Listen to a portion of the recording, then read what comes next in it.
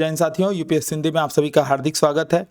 आज जो है ये वीडियो क्वालिफाइंग पेपर्स को लेकर के है। यूपीएससी में मेंस में जो क्वालिफाइंग पेपर्स होता है English compulsory, basically English compulsory को लेकर के है। पिछली बार जब मेंटरशिप हो रही थी तो मैंने 4-5 टॉपिक्स पे वीडियो बनाने के लिए वादा किया था। एक तो इंग्लिश कंपलसरी पे था, एक ऑप्शनल चयन पे था, एक स्ट्रेस मैनेजमेंट पे था, फिर एक सिलेबस डिकोडिंग को लेकर के था। तो नेक्स्ट वीडियो जो है इनमें से किसी एक टॉपिक्स पे होगा। आज का जो टॉपिक है वो बेसिकली इंग्लिश कंपलसरी, कैसे इंग्लिश कंपलसरी वाली जो बाधा है इसको पार कर सकते हैं। खास करके हिंदी मीडियम ही नहीं बल्कि हिंदी बेल्ट में जितने बच्चे हैं वो इस इंग्लिश कंपलसरी को, और इंग्लिश मीडियम इंग्लिश ये जो इंग्लिश का जो पेपर होता है इसकी वजह से कई सारे ऐसे बच्चे जो सीसेट की बाधा पार करके मेंस में पहुंचते हैं, इंग्लिश का जो भयक्रांत है वो बहुत ही मतलब एकदम उनको अंदर से हिला देता है। मेरा चूंकि मैं ये मान के चलता हूँ कि मेरी इंग्लिश एकदम शून्य है, जीरो है, इसके बावजूद अगर मैं इस क्वालिफाइंग पेपर्स को पास कर पाया तो नो डाउट मेरी स्ट्रेटजी को फॉलो करके भी आप लोग इस जो है बाधा को पार कर लेंगे। तो आइए एक बार हम लोग फिर से इस वीडियो में देखते हैं कि क्या क्या यूपीएससी की इस पेपर के संदर्भ में आपसे डिमांड है और कैसे इस डिमांड को, मिनिमम डिमांड को आप पूरा करेंगे। क्योंकि ध्यान दीजिएगा, ये जो पेपर है ये 300 नंबर का होता है और इसका 25% न कि 33%, मात्र 25% नंबर आपको पाना है, जो कि होता है 75 नंबर। तो अगर आप 75 नंबर इस 300 में से पा लेंगे तो ही आपकी मेंस की कॉपी अन्य जांची जाएगी। ठीक है, तो स्टार्ट करते हैं इस वीडियो को। मिनिमम क्वालिफिकेशन कैसे पाया जाए इस पे हम लोग करेंगे, ना कि कैसे हम लोग इसमें टॉप करना है, क्योंकि वैसे भी इसके नंबर्स जुड़ने वाले नहीं हैं। बात करें तो यूपीएससी ने सिलेबस में कुछ 4 पॉइंट इसमें बता रखे हैं। ठीक है, पहली बात तो ये क्यों लिया जा रहा है, तो ये इसलिए लिया जा रहा है ताकि इंग्लिश को रीड करने की एबिलिटी, इंग्लिश को समझने की एबिलिटी, उसके जो प्रोज हैं उससे चीज़ें निकालने की एबिलिटी सही क्लैरिटी के साथ करेक्टली वो कैसे बच्चा जो है कर पाता है या नहीं, इसको जांचने के लिए ये मिनिमम क्वालिफिकेशन रखा गया है। ध्यान दीजिएगा, इसके अंक मेरिट में नहीं जोड़े जाते हैं, लेकिन अगर आप 25% नंबर नहीं प्राप्त करते हैं, 300 में 75 नंबर अगर आपके नहीं आते हैं तो आपकी मेंस की कापियां जांची नहीं जाएंगी। तो इसलिए इस पेपर को अच्छे से तैयार करने के लिए आप मेरी रणनीति को फॉलो कर सकते हैं। सबसे पहले हम लोग देखेंगे कि किन किन टॉपिक्स को इसमें कवर किया जाता है और क्या क्या चीज़ें इसमें रहती हैं। जैसे आप देखिए पैटर्न जो है क्वेश्चंस के, इसमें ये कुछ इस प्रकार से रहता है। पहला कंप्रीहेंशन रहता है, ठीक है, दूसरा प्रेसी राइटिंग रहती है, तीसरा यूजेस एंड वोकेबलरी रहती है और चौथा शॉर्ट एसे रहता है। हालांकि ये शॉर्ट एसे सबसे पहले आता है, अभी हम लोग एक बार क्रम देख लेंगे। ये लगभग आपका 100 नंबर का रहता है। यूजेस एंड वोकेबलरी, इसको हम लोग ग्रामर सेक्शन बोल देते हैं जनरल भाषा में, ये 75 नंबर का। प्रेसी राइटिंग 50 नंबर का ये रहता है। प्रेसी राइटिंग ये 75 नंबर का रहता है और कॉम्प्रिहेंशन भी 15 नंबर के 5 क्वेश्चन आते हैं सीन पैसेज के, ये 75 नंबर का रहता है। अब बात होती है जो हिंदी मीडियम का बेल्ट का जो बच्चा रहता है उसके लिए ये एक नया तरीके का पेपर होता है। मतलब नए तरीके का पेपर मतलब एक तो उसके अंदर ये रहती है, भाई इंग्लिश अभी तक हम लोगों ने हिंदी बेल्ट के बच्चे 2 ही पेपर से डरते हैं, कि इंग्लिश से, एक मैथ से। तो इंग्लिश अभी तक बचपन में बहुत उस इन्फ्लुएंसी में पढ़ी नहीं है जैसा कोई एक बड़े महानगर का बच्चा पढ़ रहा है। गांव की गरीब पृष्ठभूमि से आने वाला बच्चा, उसके लिए ये पेपर कठिन हो जाता है। तो मैंने जब 2019 का, आप मेरा ये मार्कशीट देख सकते हैं, 2019 या 20 की मार्कशीट है, ठीक है, एग्जैक्ट मुझे डेट याद नहीं है। तो इसमें जो क्वालिफाइंग पेपर्स था इंग्लिश में, देखिए मुझे 97 नंबर्स मिले हैं। ठीक है, 75 नंबर से नो डाउट ज़्यादा होते हैं, 20-22 नंबर ज़्यादा हैं, और आप आराम से इसको वो कर सकते हो। ठीक है, तो ये 97 नंबर कैसे पाया, क्या इसमें स्ट्रेटजी अपनाई थी, इसको लेकर के पहले हम लोग एक बार बात कर लेते हैं। उसके पहले मैं आपको एक बार पेपर दिखा देता हूं 2024 का कैसा पेपर पूछा गया था। तो 300 नंबर्स के ये पेपर्स थे, 300 नंबर्स के मैक्सिमम मार्क्स थे। ठीक है, इंग्लिश में ही लिखना था, है ना।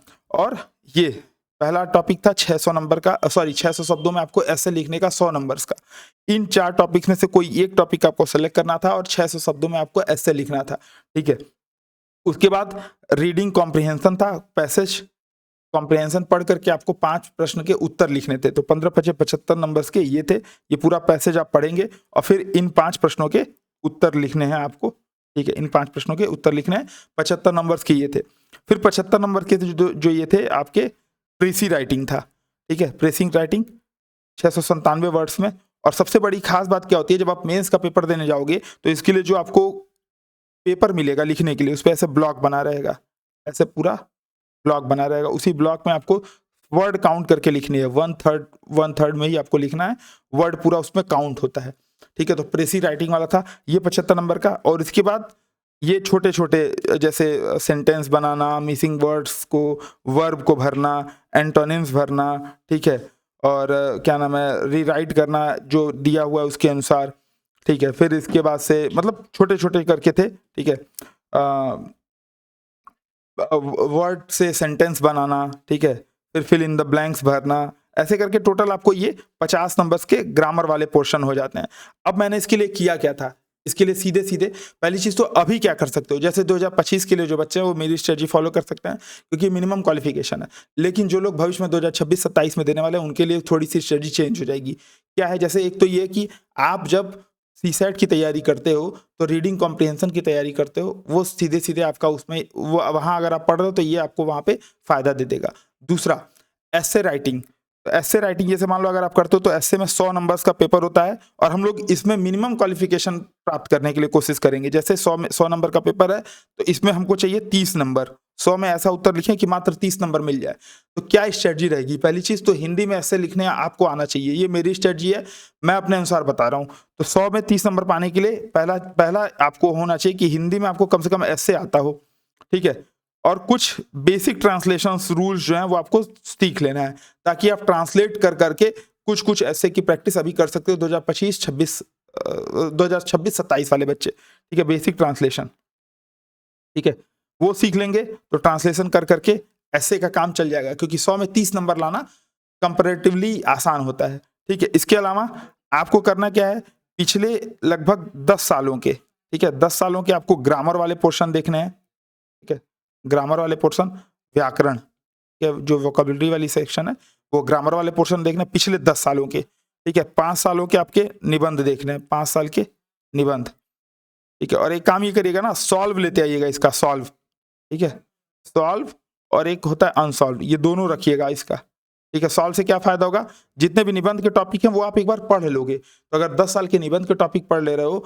5 साल के निबंध के टॉपिक तैयार कर ले रहे हो, तो वो आपका कहीं ना कहीं आपको जब आप आंसर राइटिंग करोगे तो मिला जुला करके लिखने का काम दे देगा।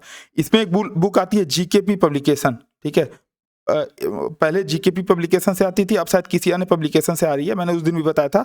एपी भारद्वाज नाम है उनका, जिनकी बुक है, ठीक है, एपी भारद्वाज। तो एपी भारद्वाज सर की बुक आप ले सकते हो, उसमें प्रीवियस ईयर क्वेश्चंस के सॉल्व अनसॉल्व वो सारे होते हैं। तो उसमें करना क्या है, फिल इन द ब्लैंक्स को पूरी प्रैक्टिस कर लेनी है। 10 साल के जितने भी वोकैबुलरीज वाले क्वेश्चंस हैं, जितने भी ग्रामर वाले पोर्शंस हैं, उसको 50-50 नंबर्स के बैठ करके आपको कई बार, और पेंसिल से भर कर प्रैक्टिस करिएगा। पेंसिल से प्रैक्टिस करिए, मिटाइए, पेंसिल से प्रैक्टिस करिए, मिटाइए। 10 साल के तैयार कर लेंगे तो उसमें ज़्यादा से ज़्यादा आपको रिपीट होते हैं और 50 में आपको आराम से 25 नंबर वो ले आकर के देंगे ही देंगे, मिनिमम 25 नंबर वो आपको ले आकर के देंगे। उसके बाद प्रेसी राइटिंग और अनसीन पैसेज में आप आराम से 25-25 नंबर ला करके क्वालिफाइंग पार कर सकते हो, ठीक है। तो ये अपनी कुछ स्ट्रेटजी रहेगी। बस इसके लिए आपको करना क्या है कि एक ले लेनी है ये एपी भारद्वाज वाली बुक सॉल्व, ठीक है, एक ले लेनी है अपने को अनसॉल्व, सॉल्व अनसॉल्व दोनों अपने पास रहेगी। सॉल्व से क्या करना है, सवेरे उठ करके या हफ्ते में एक दिन कभी भी आप एक इंग्लिश का निबंध, एक बार उसमें जो भी निबंध दिया हुआ एक बार उसको पढ़ेंगे तो थोड़े थोड़े अपने वोकैबुलरी वहां से सही होगी। दूसरा, हफ्ते में एक दिन बैठ करके ये जो 50 नंबर्स के ग्रामर वाले सेक्शंस हैं इसको कर ले जाएंगे, ठीक है। फिल इन द ब्लैंक्स, जो भी वर्ड सब्स्टिट्यूट, एंटोनिम्स, सिनोनिम्स जो भी हैं वो कर ले जाएंगे पेंसिल्स के थ्रू, ठीक है, ध्यान रखिएगा पेंसिल्स के थ्रू, ताकि फिर से मिटा करके उनको बार बार प्रैक्टिस कर पाइएगा।